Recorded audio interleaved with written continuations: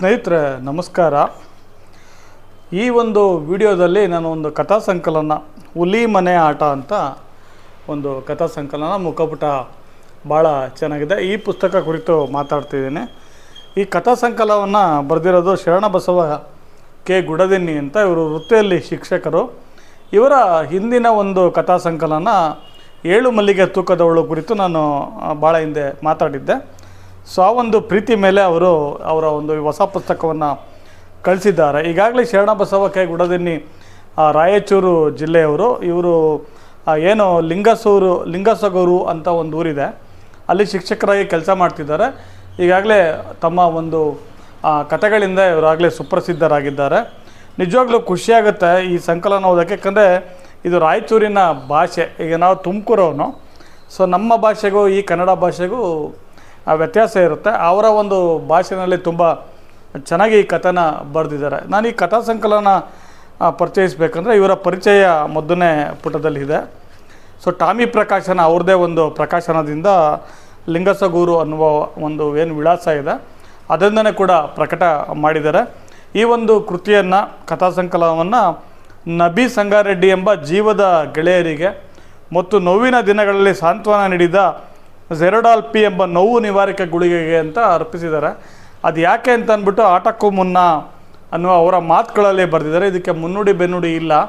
So ಯಾವುದೇ ಒಂದು ಇದಕ್ಕೆ ಅವರು ಬೀಳದಲ್ಲೇ ಅವರೇ ತಮಗೆ ಕಥೆಗಳೆಲ್ಲ ಹೇಗೆ ಹುಟ್ಟಿದೆ ಅನ್ನೋದನ್ನು ತುಂಬ ಚೆನ್ನಾಗಿ ಬರೆದಿದ್ದಾರೆ. ಮತ್ತು ಈ ಮಾತ್ರೆ ಮತ್ತು ಅವ್ರಿಗೇನು ಅನಾರೋಗ್ಯ ಆಗಿತ್ತು ಅದ್ರ ಬಗ್ಗೆ ಕೂಡ ಬರೆದಿದ್ದಾರೆ. ಈ ಸಂಕಲನದಲ್ಲಿ ಒಟ್ಟು 9 ಕಥೆಗಳಿದೆ. ಸೊ ನಾನು ಸಂಕಲನದ ಶೀರ್ಷಿಕೆಯ ಕತೆ ಹುಲಿ ಮನೆ ಆಟ ಓದಿದೆ. ನನಗೆ ಭಾಳ ಇಷ್ಟ ಆಯಿತು. ಈ ಒಂದು ಕತೆ ಓದಿದಾಗ ಎಲ್ಲೋ ಒಂದು ಕಡೆ ಕತೆ ಜೊತೆ ಕತೆಗಾರ ಗೆದ್ಬಿಟ್ಟ ಅನ್ಸೋಕ್ಕೆ ಶುರುವಾಯಿತು.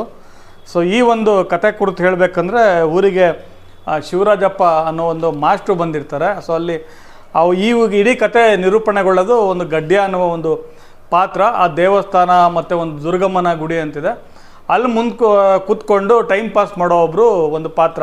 ಸೊ ಅವರಿಗೆ ಕಣ್ಣು ಸರಿಯಾಗಿ, ಸೊ ಅದು ಅವರು ಮದುವೆ ಆಗಿರೋಕ್ಕಾಗಲ್ಲ, ಆದರೆ ಅವರು ಪಾಲಿನ ಜಮೀನನ್ನು ಬೇರೆಯವ್ರಿಗೆ ಗುತ್ತಿಗೆ ಕೊಟ್ಟು, ಅಂದರೆ ಅವರ ಫ್ಯಾಮಿಲಿನಲ್ಲಿ ತಮ್ಮನಿಗೇನೋ ಗುತ್ತಿಗೆ ಕೊಟ್ಟು ಅದರಿಂದ ಬರುವ ವಾರ್ಷಿಕ ಜೀವನಾಂಶದ ಮೇಲೆ ಜೀವನ ನಡೆಸ್ತಿರ್ತಾರೆ. ಟೈಮ್ ಪಾಸಿಗೆ ಹತ್ರದೊಂದು ಮುಸ್ಲಿಮರ ಮುಲ್ಲಾ ಸಾಬ್ ಹೋಟ್ಲ್ ಅಂತ, ಅಲ್ಲಿ ಪೂರಿ ತಿಂತಿರ್ತಾರೆ. ಯಾರಾದರೂ ಉದ್ರಿಗೆ ಟೀ ಕೊಡಿಸಿದ್ರೆ ಟೀ ಕುಡಿತಾರೆ, ಇಲ್ಲಾಂದರೆ ಶಾಲೆ ಮಧ್ಯಾಹ್ನ ಬಿಸಿ ಊಟ ಏನಿರುತ್ತೆ ಅದರಲ್ಲೇ ಒಂದು ಪಾಲು ಏನು ಸಿಗ್ತೈತೋ ಅದನ್ನು ಊಟ ಮಾಡಿಕೊಂಡೆ ಟೈಮ್ ಪಾಸ್ ಮಾಡ್ತಾರೆ. ವರ್ಷಕ್ಕೆ 1-2 ಜೊತೆ ಬಟ್ಟೆ, ಈ ರೀತಿ ಆ ಭಾಷೆನಲ್ಲಿ ತುಂಬ ಚೆನ್ನಾಗಿ ಆ ಪಾತ್ರನ ಕೊಟ್ಟಿದ್ದಾರೆ.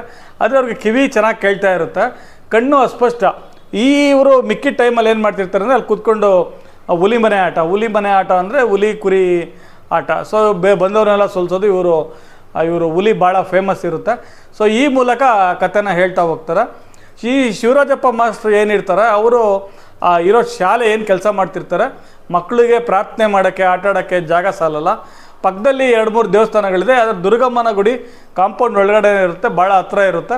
ಸೊ ಆ ಜಾಗನೂ ಕೂಡ ಶಾಲೆಗೆ ಸೇರಿಕೊಂಡ್ರೆ ಮಕ್ಕಳು ಆಡೋದಕ್ಕೆ ಅಂತ ಸೇರಿಕೊಂತು ಅಂತಂದ್ರೆ ಚೆನ್ನಾಗಿರುತ್ತೆ ವಿದ್ಯಾಭ್ಯಾಸ ಮಾಡೋಕ್ಕೆ ಅನ್ನೋದು ಒಂದು ಆ ಶಿವರಾಜಪ್ಪ ಮೇಷ್ಟ್ರ ಒಂದು ಯೋಚನಾ ಲಹರಿ ಬರುತ್ತೆ. ಅದನ್ನು ಊರಿನ ಪ್ರಮುಖರ ಜನರ ಮುಂದೆ ಇಟ್ಟಾಗ ಆ ಜನ ಯಾರು ಕೂಡ ಅದಕ್ಕೇನು ಸಡನ್ನಾಗಿ ಪ್ರತಿಕ್ರಿಯಿಸೋಕ್ಕೆ ಹೋಗಲ್ಲ.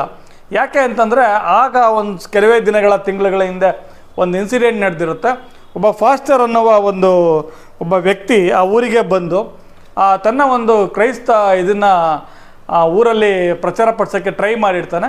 ಆ ಸಮಯದಲ್ಲಿ ಸಾಕಷ್ಟು ಜನ ಮಕ್ಕಳುಗಳು ಶಾಲೆಗೆ ಹೋಗೋರೆಲ್ಲ ಅಟ್ರಾಕ್ಟ್ ಆಗಿರ್ತಾರೆ. ದೇವಸ್ಥಾನದ ಹಾಡೋಗಿ ಇವರ ಒಂದು ಮಂತ್ರಗಳು ಅಂದರೆ ಏನು ದೇವರ ಸ್ತುತಿಗಳು ಕೇಳ್ತಾ ಇರುತ್ತೆ. ಆದರೆ ಅವ್ರೇನು ಮಾಡ್ತಾರೆ, ಅವ್ರ ಮನೆ ಕೆಲಸಕ್ಕೆ ಬರೋ ಹುಡುಗಿನ ಕರ್ಕೊಂಡು ರಾತ್ರಿ ಪರಾರಿ ಆಗಿಬಿಡ್ತಾರೆ. ಸೊ ಅವಾಗಲಿಂದ ಯಾರಾದರೂ ಏನು ಹೇಳಿದ್ರೆ ಊರಿನ ಜನ ನಂಬೋದನ್ನು ಬಿಟ್ಬಿಡ್ತಾರೆ.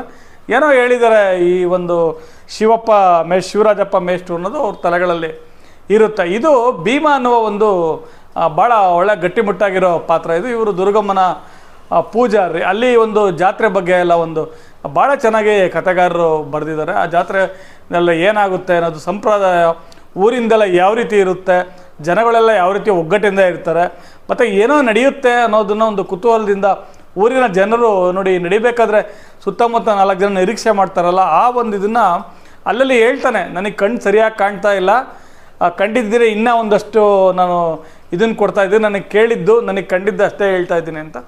ಸೊ ಈ ರೀತಿ ಕೊಡ್ತಾ ಹೋಗ್ತಾರೆ. ಇದು ಭೀಮಣ್ಣ ಅಂದರೆ ಭೀಮ ಅನ್ನುವ ಒಂದು ಮುಖ್ಯ ಪಾತ್ರ ಇನ್ನೊಂದು ಅವ್ರ ಕಿವಿಗೆ ಬೀಳುತ್ತೆ. ಅಯ್ಯೋ ನನ್ನ ಶಾಲೆನ ನಾವು ಎಷ್ಟು ಕಷ್ಟಪಟ್ಟು ಇದನ್ನು ಮಾಡಿದ್ದೀವಿ, ಒಂದು ದುರ್ಗಮ್ಮನ ದೇವಸ್ಥಾನ ಕಟ್ಟಿದ್ದೀವಿ, ನನ್ನ ಜೀವನ ನಡೆಯೋದೇ ಒಂದು, ಅದರಿಂದ ವರ್ಷಕ್ಕೊಂದ್ಸತಿ ಜಾತ್ರೆ ನಡೀತಿಲ್ಲ, ಈಗ 6 ವರ್ಷಕ್ಕೊಂದ್ಸತಿ ಬೇರೆ ನಡೀತಾ ಇದೆ, ಏನು ಇವನು ಯಾರು ಮೇಷ್ಟ್ರು ಹಿಂಗೆ ಬಂದಿದ್ದಾನೆ ಅಂತ ಅಂದ್ಬಿಟ್ಟು.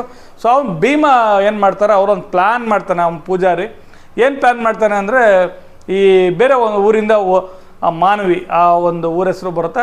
ಸೊ ಹತ್ರದಿಂದ ಒಂದು 5-6 ಜನ ಬೈಕಲ್ಲೆಲ್ಲ ಹುಡುಗರು ಬಂದು ಅಲ್ಲಿ ಏನಾದರೂ ಗಲಾಟೆ ಗದ್ದಲ ಮಾಡಿ ಶಾಲೆ ಮತ್ತು ದೇವಸ್ಥಾನನ ಸೇರ್ಸೋದನ್ನು ಒಟ್ಟು ಮಾಡೋದನ್ನು ತಪ್ಪಿಸ್ಬೇಕು ಅನ್ನೋ ಒಂದು ಇದರಲ್ಲಿ ಬರ್ತಾರೆ. ಅವ್ರು ಬಂದವರು ಒಂದು ಯಾವ ರೀತಿ ವಾಪಸ್ ಹೋಗ್ತಾರೆ ಅಂತಂದರೆ, ಅಲ್ಲಿ ಯಾವುದು ಸೆನ್ಸಿಟಿವ್ ವಿಷಯಗಳಿಲ್ಲ. ಅಂದರೆ ಇಲ್ಲೆಲ್ಲ ಈ ಶಾಲೆ ಮತ್ತು ಏನು ದೇವಸ್ಥಾನ ಎಲ್ಲ ನಡೆದ್ರೆ ಪರವಾಗಿಲ್ಲ, ಅಲ್ಲಿ ಯಾವ್ದಾದ್ರು ಆ ದೇವಸ್ಥಾನದ ಬದಲು ಒಂದು ಮಸೀದಿನೋ ಒಂದು ಚರ್ಚೋ ಇದ್ದಿದ್ರೆ ಅದು ಸೆನ್ಸಿಟಿವ್ ಇಶ್ಯೂ. ಅಂದರೆ ಆ ಬಂದಿರೋ ಹುಡುಗರು ಗಲಾಟೆ ಮಾಡಬೇಕು ಅಂತ ಬಂದಿರ್ತಾರಲ್ಲ, ಆ ಹುಡುಗರಿಗೆ ಅದು ಇದಾಗೋದಿಲ್ಲ. ಸೊ ಅವರು ಬಂದ ದಾರಿಗೆ ಸುಂಕ ಇಲ್ಲ ಅಂತ ವಾಪಸ್ ಹೊರಟೋಗ್ಬಿಡ್ತಾರೆ. ಇದು ಹಿಂಗೆ ಬಿಟ್ಟರೆ ಆಗಲ್ಲ ಅಂದ್ಬಿಟ್ಟು ಭೀಮ ಏನು ಮಾಡ್ತಾನೆ, ಶಾಲೆ ಒಳಗಡೆ ಹೋಗ್ತಾನೆ. ಜನ ಎಲ್ಲ ಹೋಗ್ತಾರೆ. ಏನು ಮಾಡ್ತಾನೆ ಈ ಶಿವರಾಜ್ ಅಪ್ಪ ಮೇಷ್ಟ್ರು, ಅದು ಅವ್ರು ಖೋಖೋ ಕಬಡ್ಡಿ ಎಲ್ಲ ಆಡ್ಸೋ ಅಂತ ಒಳ್ಳೆ ಆಲ್-ಇನ್ ಒನ್ ಮೇಷ್ಟ್ರು ಬೇರೆ. ಏನು ಮಾಡ್ತಾರೆ ಇವರು, ಇಷ್ಟೊಂದು ಫೇಮಸ್ ಬೇರೆ, ಚಿಕ್ಕ ವಯಸ್ಸಲ್ಲೇ ಶಾಲೆಗೆ ಬಂದು ಆ ಶಾಲೆಯಲ್ಲಿ ನೌಕರಿ ಮಾಡಿಕೊಂಡು ಭಾಳ ಪಾಪ್ಯುಲರ್ ಆದಂಥ ವ್ಯಕ್ತಿ.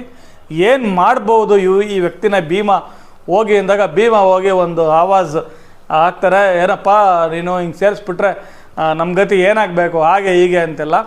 ಆವಾಗ ಏನು ಈ ಶಿವರಾಜಪ್ಪ ಮಾಸ್ಟ್ರು ಕಥೆಯ ಒಂದು ಕಡೆಯಲ್ಲಿ ಮಾಡ್ತಾರೆ, ನಿಜವಾಗ್ಲೂ ಅದು ಮನಕ್ಕೆ ಕಲ್ಬಿಡುತ್ತೆ. ಮತ್ತು ಈ ಒಂದು ಏನು ಕಥೆಗಾರ ಏನು ಮನಸ್ಸನ್ನು ಗೆದ್ದುಬಿಡ್ತಾನೆ. ನಾವು ಏನು ಓದ್ತಾ ಇದ್ದೀವಿ ನಮಗೆ ಇಂಥ ಮೇಷ್ಟ್ರುಗಳಿರೋದ್ರಿಂದನೇ ಇವತ್ತು ನಮ್ಮ ಸಮಾಜ ಚೆನ್ನಾಗಿರೋದು ಅಂತ ಅನಿಸ್ಲಿಕ್ಕೆ ಶುರುವಾಗ್ಬಿಡುತ್ತೆ.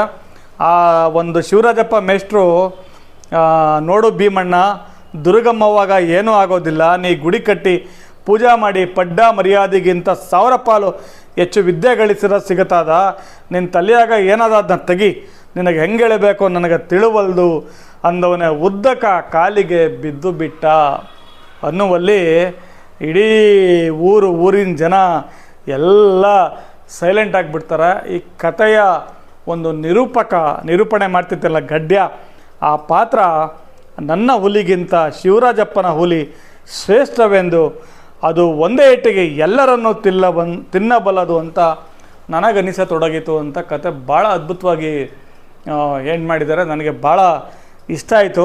ಈ ಒಂದು ಕಥೆಯನ್ನು ಕೊಟ್ಟಂತಹ ನಮ್ಮ ಮೇಷ್ಟ್ರು ಶರಣಬಸವ ಗುಡದಿನ್ನಿ ಅವರಿಗೆ ಧನ್ಯವಾದಗಳನ್ನ ಹೇಳ್ತಾ, ಸೊ ಇನ್ನೂ ಕಥೆಗಳನ್ನ ನಾನು ಬಿಡುವಾದಾಗ ಓದ್ತೀನಿ. ಈ ಕಥಾ ಸಂಕಲನ ನಿಮಗೆ ಬೇಕಂತಂದರೆ ಇವರ ನಂಬರ್ ಡಿಸ್ಕ್ರಿಪ್ಷನ್ ಬಾಕ್ಸಲ್ಲೂ ನಾನು ಕೊಟ್ಟಿರ್ತೀನಿ. 8217337933 ಈ ನಂಬರಿಗೆ ನೀವು ಒಂದು ಮೆಸೇಜ್ ಮಾಡಿ ಅವರನ್ನು ಕೇಳಿ. ಖಂಡಿತ 150 ರೂಪಾಯಿ ಇದೆ ಇದರಲ್ಲಿ. ಸೊ ಅವರು ಪೋಸ್ಟ್ ಎಲ್ಲ ಸೇರಿ ಎಷ್ಟು ತೊಗೊಳ್ತಾರೆ ನನಗೆ ಗೊತ್ತಿಲ್ಲ. ಸೊ ಈ ಕಥಾ ಸಂಕಲನ ಖಂಡಿತ ಈ ರೀತಿಯ ಕಥೆಗಳು ನಿಜವಾಗ್ಲೂ ಒಂದು ಓದಿಗೆ ನಮ್ಮ ಒಂದು ಏನಿವತ್ತು ಡಿಜಿಟಲ್ ಮೀಡಿಯಾದಲ್ಲಿ ನಾವು ರೀಲ್ಸು, ಫೇಸ್ಬುಕ್ಕು ಮತ್ತು ಬೇರೆ ಎಲ್ಲ ಸುಮ್ಮನೆ ಕಾಮಿಡಿಗೆ ನೋಡಿ ಟೈಮ್ ವೇಸ್ಟ್ ಮಾಡ್ತೀವಿ. ಬಟ್ ಒಂದೊಳ್ಳೆ ಓದಬೇಕು. ಹುಲಿ ಮನೆ ಆಟ ಒಂದೇ ಒಂದು ಮೂವಿಂದ, ಹುಲಿ ಮನೆ ಆಟದಲ್ಲಿ ಹಲವಾರು ಕುರಿಗಳನ್ನ ಹುಲಿ ತಿನ್ನುತ್ತೆ. ಒಂದೇ ಒಂದು ಮೂವ್ ಅಂದರೆ ಒಂದೇ ಒಂದು ಇದನ್ನು ಇಡೋದ್ರಿಂದ ಮೇಷ್ಟ್ರು ಇಡೀ ಊರ ಜನಗಳ ಮತ್ತು ತನ್ನ ಎದುರಾಳಿಯ ಮನಸ್ಸನ್ನು ಯಾವ ರೀತಿ ಗೆದ್ಬಿಡ್ತಾರೆ ಅನ್ನೋದು ಕಥೆಯ ಆಶಯ. ಬಹಳ ಒಳ್ಳೆಯ ಸದಾಶಯ.